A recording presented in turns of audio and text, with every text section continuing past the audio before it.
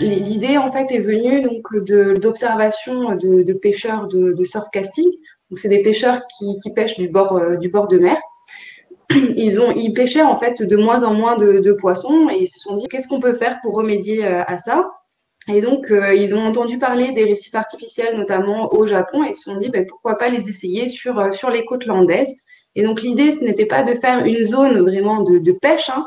Non, non, c'était pas du tout ça. L'idée c'était de créer une zone de substrat dur, donc rocheux, comme une réserve, pour faire comme une réserve, une zone interdite à la pêche, interdite à la plongée, pour que dans un premier temps, la faune puisse grandir, grossir sur cette zone protégée, et puis au fur et à mesure de cette colonisation, eh bien, avoir ce report de cette population vers les côtes, et pourquoi pas à ce moment-là les pêcher quand il y a un surnombre en fait de population, eh bien, c'est un peu refaire enfin, voilà, agrandir le stock de poissons, on va dire, sur la zone, sur la côte landaise. Dans la plupart des cas, ce qu'il faut dire, c'est que alors, les récifs artificiels sont implantés, il faut que tout le monde soit d'accord. Donc, les pêcheurs, tous les utilisateurs de la mer, les politiques. Et donc, souvent, c'est à des endroits qui ont été dégradés par le passé, où, pour le dire de manière triviale, plus personne s'en sert. Et donc, on se dit, on peut mettre des choses à cet endroit-là, de toute façon, on ne perdra pas quelque chose, on ne perdra pas une zone où de toute façon, on n'allait pas.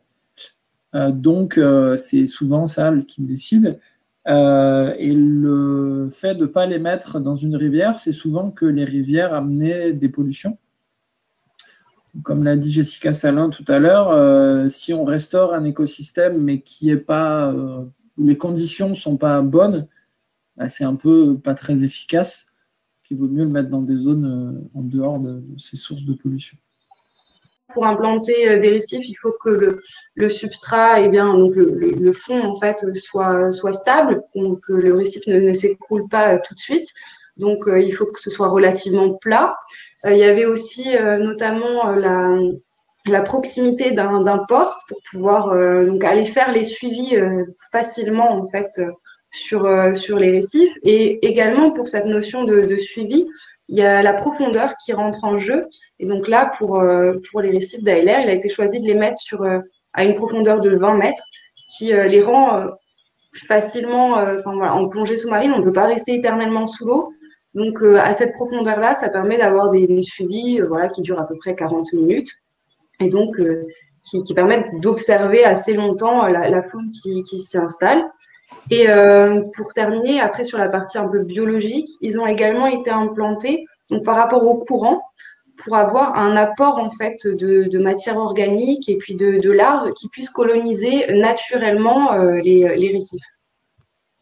Donc évidemment, les poissons qui vivent sur les rochers, ce n'est pas les mêmes poissons qui vivent sur le sable. Donc ça va modifier un petit peu les choses. Pour autant, ce qu'on voit, c'est quand même que les récifs artificiels vont aussi profiter aux poissons de substrat meuble. On l'a vu sur les vidéos, il y a des rougets de très belle taille. On voit des sols, on voit d'autres poissons plats. Donc il y a quand même un impact positif sur des poissons qui, a priori, ne sont pas très n'ont pas un goût pour ces substrats durs. L'autre aspect, il est en ce qui concerne la courantologie, où là, en effet, donc la manière dont les courants vont être modifiés par le fait qu'on mette des obstacles, en fait, des choses qui font quelques 3, 4, 5 mètres de haut selon les types. Donc là, en effet, on peut, et là aussi, on le voyait sur certaines images où il y avait une espèce de creux autour des récifs. Et là, il y a en effet un petit impact, mais qui va être très localisé. C'est les quelques mètres autour du récif qui vont être un petit peu impactés. Mais voilà les éléments de réponse par rapport, à mon sens, pour ce qui est de structure dure sur sol sableux. C'est une zone protégée, donc que la pêche est interdite. Et donc, finalement, les poissons, ils effectuent des migrations entre les différentes zones rocheuses. Je vois et donc, cela va créer une zone un petit peu tampon, un peu comme un petit aréostand pendant leur période de migration et une zone dans laquelle ils vont être protégés. Voilà, si je peux me permettre de dire ça comme ça.